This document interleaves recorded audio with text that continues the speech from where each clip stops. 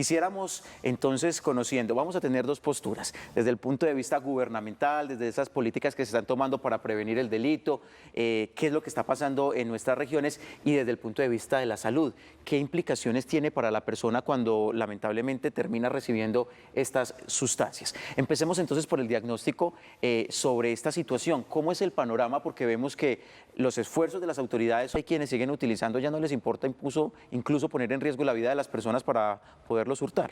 Sí, así es. Nosotros desde Itagüí el alcalde ha dispuesto de muchas estrategias. Una de esas es la prevención, llevar al conocimiento de las personas lo que se hablaba, mirar dónde frecuentan, mirar, no dejar los envases expuestos a las personas. Las personas les ofrecen un negocio en vía pública y acceden a tomarse en un café y en el café es la oportunidad para echarle la sustancia.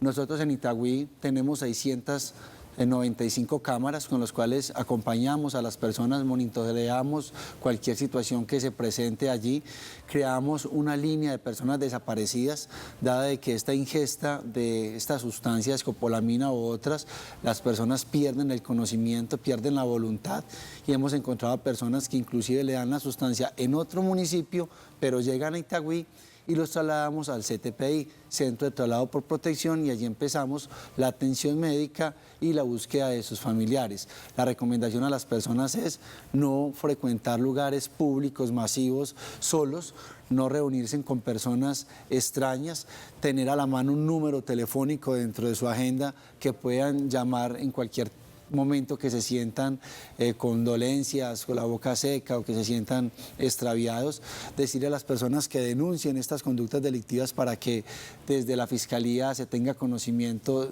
de estos hechos y poderse investigar. Recordar que es una conducta grave, que es una conducta triste, que coloca en peligro la vida de las personas y que de esta manera es como estamos articulados con toda la institucionalidad para evitar que esto pase en Itagüí. Natalia, ¿qué es la escopolamina? ¿Qué es la escopolamina para claridad de nuestros televidentes? Y lo segundo, ¿qué genera en el cuerpo? Porque normalmente cuando se le da una instrucción a la persona actúa a partir de lo que le está diciendo, en este caso sería el victimario. ¿Qué es lo que ocurre en el cerebro humano? Bueno, lo primero que es importante tener en cuenta es que la escopolamina no es la sustancia que más se utiliza para colocar a la persona en un estado de sumisión química. Se utilizaba mucho a finales de los 80 y principios de los 90, pero ahorita se ha reemplazado por otras sustancias como el alcohol, las benzodiazepinas o unos medicamentos hipnóticos que se utilizan para dormir que se llaman Z-medicamentos. Sin embargo, la escopolamina todavía se sigue utilizando, sobre todo por algunas personas. La escopolamina es una sustancia que se deriva de unas flores que se conocen como brugmansia, son las más frecuentes, que son el floripondio, el borrachero o el cacao sabanero. Ella lo que produce en el cuerpo es un estado que nosotros conocemos como atropínico, es decir, activa unos receptores que hace que la persona, entre todos los síntomas que presente una alteración del estado de conciencia. La persona puede estar simplemente incapaz de negarse a hacer cosas, es decir, está tan sumisa que puede dar la clave del cajero, puede ir a donde vaya, a donde le digan, o puede hacer lo que le digan, pero también puede producir un estado de agitación o agresividad en esa persona, y es por eso que también ha venido un poco en desuso, porque las personas a veces se ponían muy agitadas, empezaban a gritar y al agresor no le conviene esta parte. Es muy importante también en este caso decir que este tipo de sustancias no solamente se entregan por parte de estas personas inescrupulosas en bebidas o de manera oral, porque ha habido casos en los que también de forma inhalada o hasta por el tacto se puede llegar a intoxicar a una persona con este tipo de sustancias, puntualmente con la escopolamina. Natalia, hablemos de esas posibilidades que existen no solo en la bebida, que es la más usual o digamos que la que más se conoce en casos, porque también ha habido algunas situaciones en las que le dicen dónde está esta dirección y le entregan un papel y en ese papel está de pronto permeado con alguna sustancia, o incluso va pasando a alguien y le soplan desde las manos la sustancia para que la persona la inhale. Estas posibilidades también existen y es muy importante que los televidentes sepan y conozcan de estos casos para que también tomen un poco de precaución. Bueno, la escopolamina solamente se puede absorber bien si se ingiere. Es difícil que soplándole a una persona se alcance una cantidad suficiente para que uno alcance a inhalar tanto para que realmente uno se pueda intoxicar. Pero si hay otras sustancias que se hagan de esa manera. Nosotros no tenemos identificada qué sustancia puede haber. Realmente las benzodiazepinas que también se usan, es muy poco probable que solamente soplando la persona se pueda intoxicar. ¿Y al tacto? Tampoco. Tampoco. En gran parte es porque si a ti te soplan algo en la cara, tú lo primero que haces es soplar hacia afuera, entonces además tú vas a hacer fuerza para sacar esa sustancia. No vas a hacer todo lo contrario, que es llevártela. Entonces la vía más frecuente de ingesta siempre es la vía oral.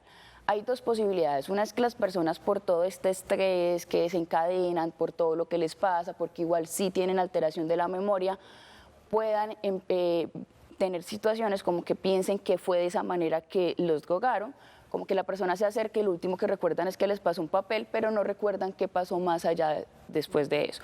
La otra opción es que estén utilizando sustancias que nosotros no hemos logrado identificar que sí tengan un efecto importante por vía inhalada.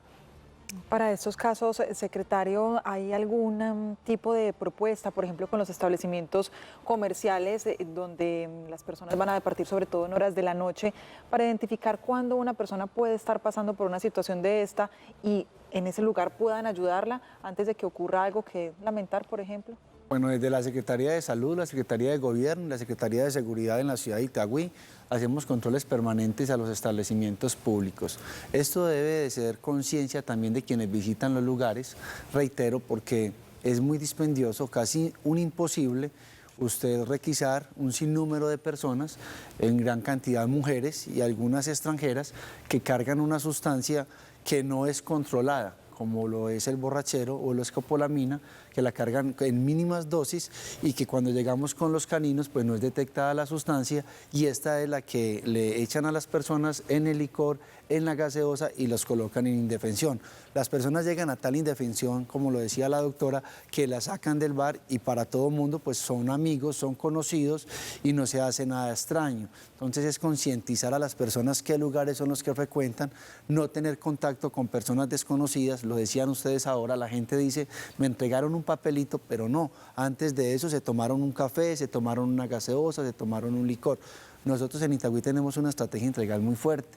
Con la Policía de Turismo, con la Policía Judicial de la SIJÍN, ellos ingresan de civil y empiezan a hacer un paneo sobre las personas que se encuentran allí, se requisan y se identifican las personas. Allí en Itagüí tenemos hoy una reducción del hurto, una reducción del homicidio, no tenemos personas secuestradas a la fecha, gracias a Dios, y tenemos una estrategia integral muy importante con las 695 cámaras, que esto nos permite identificar cualquier movimiento extraño de las personas cuando salen de los bares.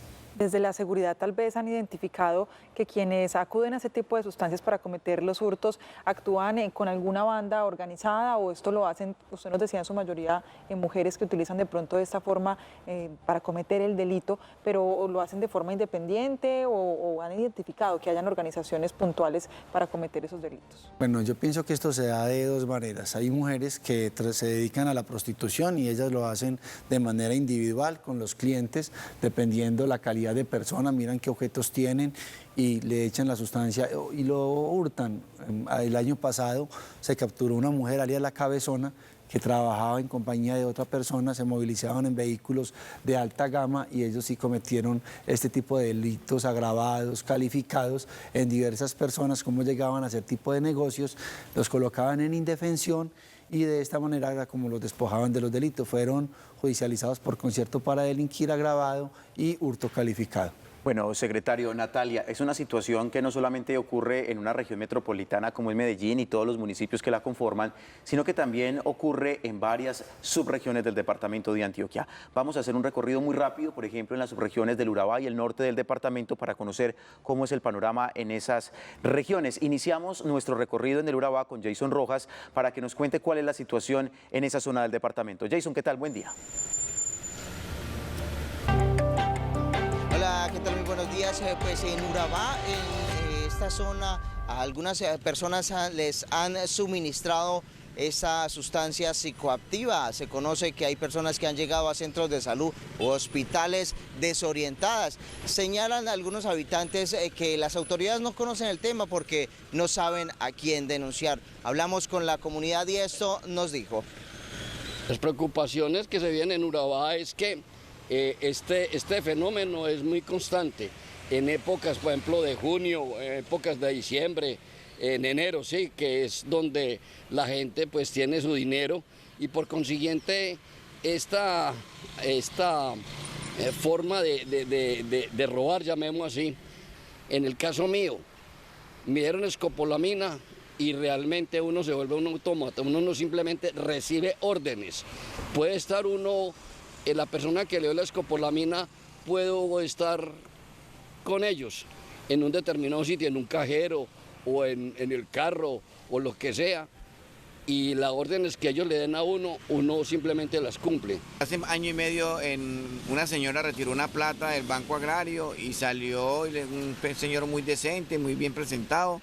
Se la invitaron a tomar un café y luego se sentaron a tomar el café, el señor le echó algo al café y les cambió la carpeta, ellos sacaron una plata del Banco Agrario, la robó y las dejó tiradas ahí. Compañeros, sigan ustedes con más información en estudio en Consejo de Redacción. Muy buenos días. Jason, muchísimas gracias. Y del Urabá vamos al norte del departamento. Allí está Milton Arbeláez, que también nos tiene diferentes casos sobre este tema que estamos trabajando en Consejo de Redacción. Milton, muy buenos días.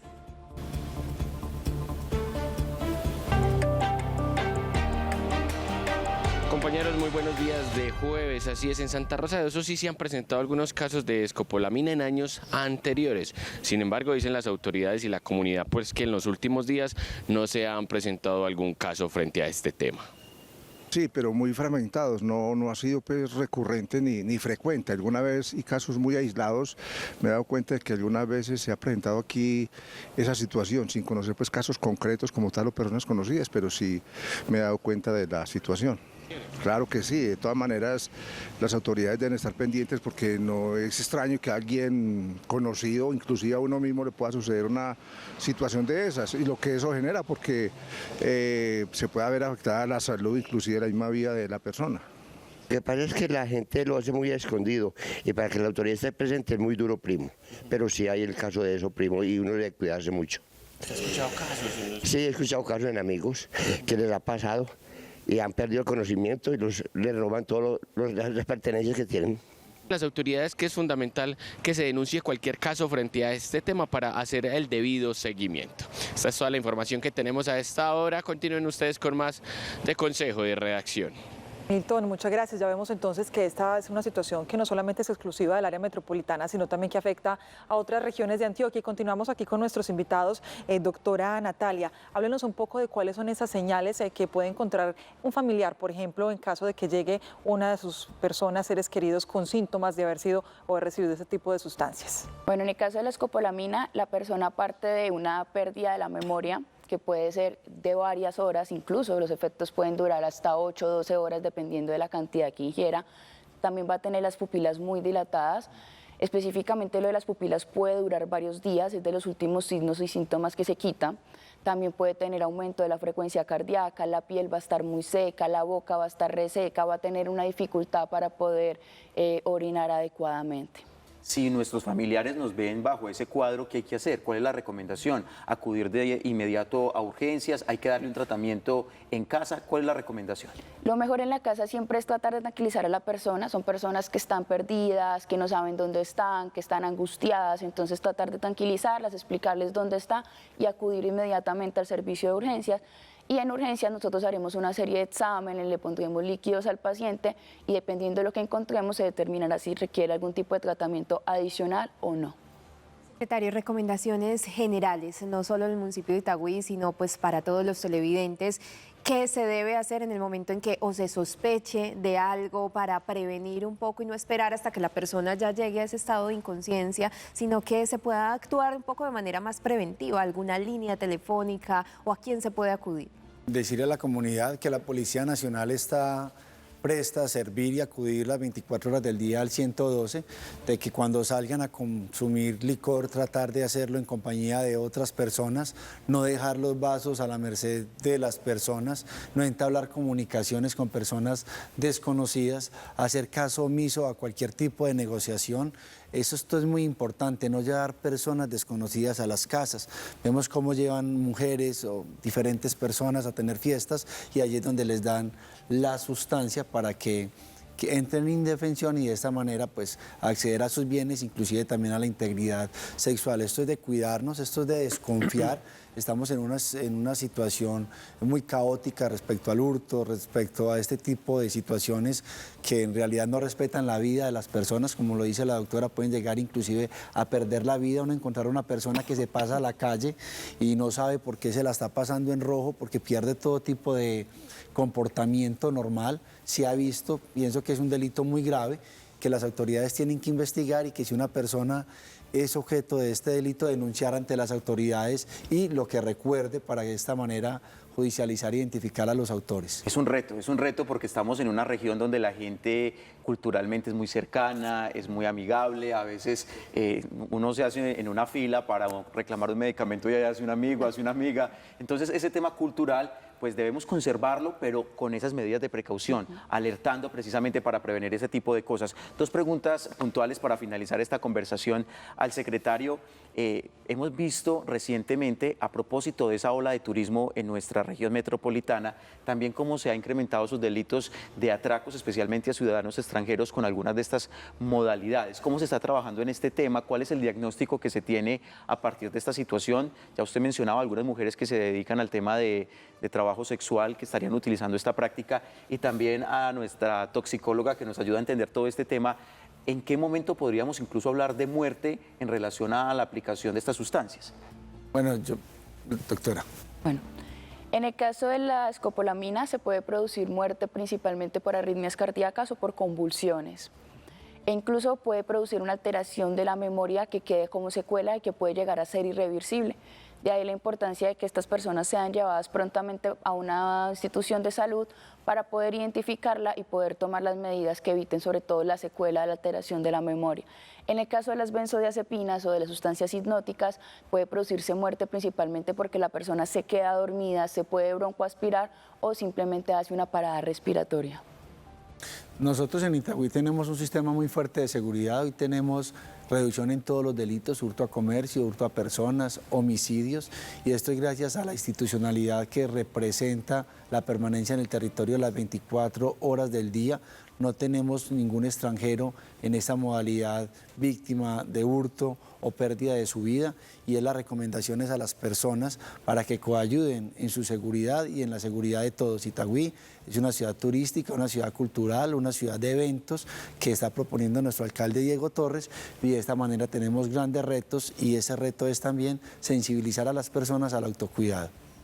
Pues a propósito, Sebastián, una noticia que nos llega también de última hora y que tiene que ver un poco con este asunto es el presidente del Consejo de la Unión, Carlos Andrés Franco, fue víctima de un grupo de hombres que le habrían suministrado una sustancia alucinógena que hasta el momento es desconocida, y esto hizo que perdiera el conocimiento. Le robaron un reloj, el celular, una cadena de oro y 500.000 pesos que llevaba en efectivo el presidente del Consejo del Municipio de la Unión, así que este tema está cada vez siendo más noticia todos los días, y es importante que ustedes, nuestros televidentes, tomen atenta nota y que sobre todo tengamos prevención. A nuestros invitados... Sí, y en el caso que el secretario obviamente representa la institucionalidad del municipio de Itagüí, entendemos que es un municipio que no tiene este fenómeno, pero sin duda en Medellín lo vemos todo el tiempo, las denuncias permanentes y también el hallazgo. Ojo, porque es que no solamente que hay que tener esa diferencia, una cosa es estas sustancias y otra es cuando voluntariamente las personas deciden consumir sustancias psicoactivas, que también es un tema completamente distinto,